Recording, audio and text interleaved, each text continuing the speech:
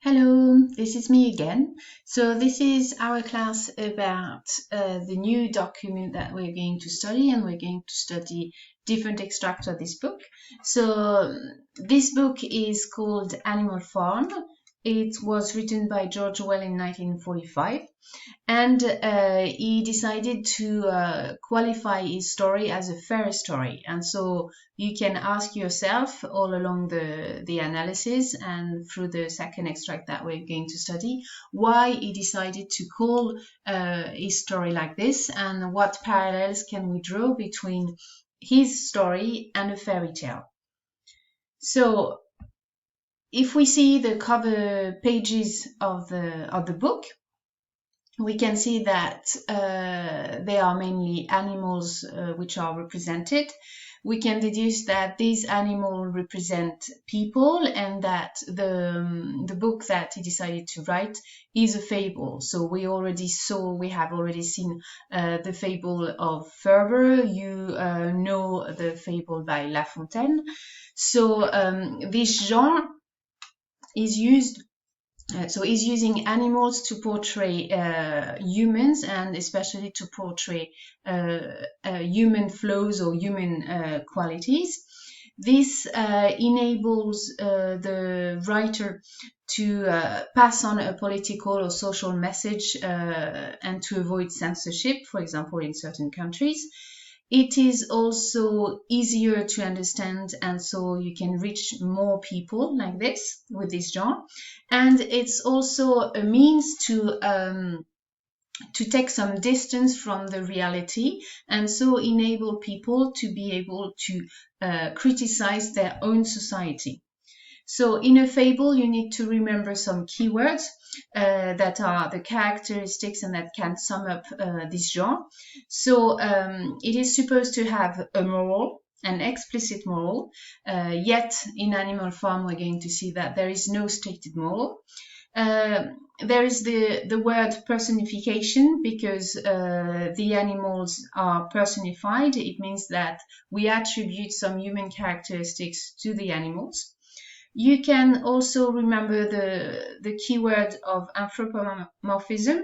It's a bit the same. It's to show that inanimate object or animals can have human characteristics, like the ability to talk or the ability to reason.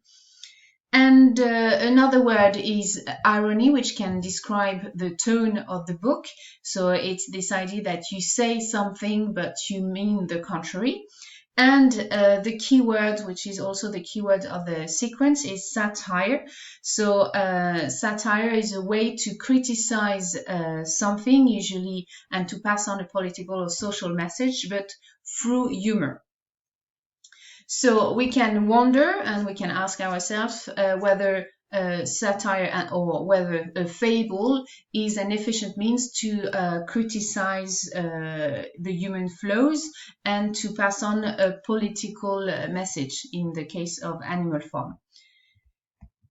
So the book starts with this speech. So just before the speech, you can see and you can meet Mr. Jones, who is the owner of the farm, and who spends his time drinking and spends his time beating the animal. So he's extremely cruel with the animal. And so Old Major, who is the leader of the animals and who is extremely old and wise, has decided to deliver a speech to pass on his wisdom before he dies, and so to encourage the animals to rebel. So this is the speech of Old Major, and I'll ask you to divide the text and to find the rhetorical techniques that he is using to push and encourage rebellion among the animals. So you've got the first paragraph here, which is which is talking about the miserable condition of the animal. So in this paragraph, Old Major is reviewing the life of the animals and is listing facts which can make them conclude that their life is miserable. So it's really straightforward. For example, let us face it, or at the end, the life of an animal is misery and slavery. You've got the use of the column here and here, which announces a conclusion which can't be denied. Our lives are miserable. That is the plain truth. So in this paragraph, he wants the animals to face the reality and to face their miserable situation. He's using passive voice. So, for example, we are given, some of them are forced, we are slaughtered. So to insist on the fact that the animals are victims of the humans, and especially here of Mr. Jones. He uses the simple present all along this paragraph to generalize their condition and to make it, as he said, a plain truth. He also uses negation, but the negation is not associated to the verbal group, but is emphasized by being used at the beginning of the sentence. No animal in England knows the meaning, blah, blah, blah, and no animal in England is free. So by insisting and emphasizing on this no, he also underlines the fact that the animals are totally deprived of their freedom and liberty. So it seems that in his presentation, Old Major wants to focus on the fact that the animals seem to be toys in the hands of the humans, and they are not considered as animals and human beings. In the second paragraph, Old Major is expressing a paradox. This paradox is about how the land is fertile and contrary to the situation of the animal. So it means that even though the England is fertile, the animal lives in misery. So this is the statement that he wants to pass on in this paragraph. And you can see that he starts with a question and a rhetorical question. You've got another one here and another one here. So a rhetorical question, as you know, is not, we don't expect an answer because the answer is obvious. But by doing this, the pig wants the animal to question and to cast doubt on what they already know. He wants them to question their situation and to stop accepting their situation. So this is a first step in this urge for rebellion. In this paragraph, he's also using strong negation, as we saw in the first paragraph. No, comrades, 1,000 times no. And to express this paradox, you've got an opposition with a list of adjectives which are positively connected and adjectives associated to the animals, and these adjectives are showing their misery. So, for example, you've got fertile, good, this idea of capable, abundance, enormous, greater. Then you've got a list of numbers, dozens, 20, hundreds, and you've got this idea of comfort and dignity. And then in one sentence, why then do we continue in this miserable condition? So you've got this enumeration of positive adjective, which is totally opposed to the only one and single adjective, miserable, which qualifies the situation of the animal. So the speech of Old Major is extremely logical and extremely progressive. So you've got a first statement about the misery of the animals, then this idea of this paradox between the land and the situation of the animal, and then Old Major in the two other paragraph, in the two next paragraph, questions the cause of this miserable situation, and the answer is in the first word, man.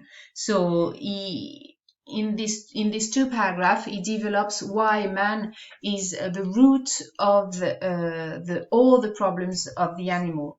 So here again, he's using passive voice for the animal, while he's using active voice for the man, who seems to be in charge and who seems to control everything. So he does not, he is too weak, he cannot run. So this passive voice, plus you've got an idea of negation, which is associated to man. He does not, he's too weak, he cannot run. Yet, so you've got this strong opposition, so opposition between his incapacity to do things, his laziness and unproductiveness, which is opposed to the fact that he's the lord of all the animals. So in these two paragraphs, the pig, so Old Major, wants to insist on he wants to portray men as cruel, ruthless, mindless, and violent. So the only solution to this situation is rebellion, and here you've got this question: is it not crystal clear then, comrades? Here, so he has, it's like in mathematics, he has proved the need and the urge of a rebellion to stop this miserable condition. So when he starts really directly urging the animals to react, he is using imperatives. So you've got so he starts rebellion, so one single word, and then you've got a list of imperative sentence. Fix your eyes on that, pass on this message. He is also using modals. For example, rebellion will come, or the future generation shall carry on the struggle until it is victorious. So the use of modal expresses a subjective point of view and expresses a personal involvement of the man, of the person who speaks. So it means that Old Major is personally involved and is asking the animals to rebel and to resist. So the solution for Old Major is to get rid of man, and so after getting rid of man, they need to create a new regime which is going to get rid of man and to establish new rules. So that's what he's stating in the end of the text.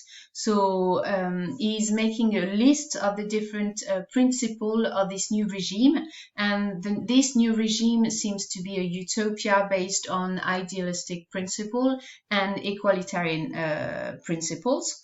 So it comes from an old and wise pig who wants to set up an animal utopia and based on these principles. So we're going to see that there are different commandments. So the speech of Old Major and the advice of Old Major is going to turn into different commandments which are going to rule the farm and the new regime. So here we've got the roots of this new regime, so this need for a rebellion and this need to establish something new politically speaking. So here, so he's making a list which we can draw a parallel between what he expresses, so what equalitarian principle is expressing, and the 7 vices of men. So a vice is a practice which is usually considered as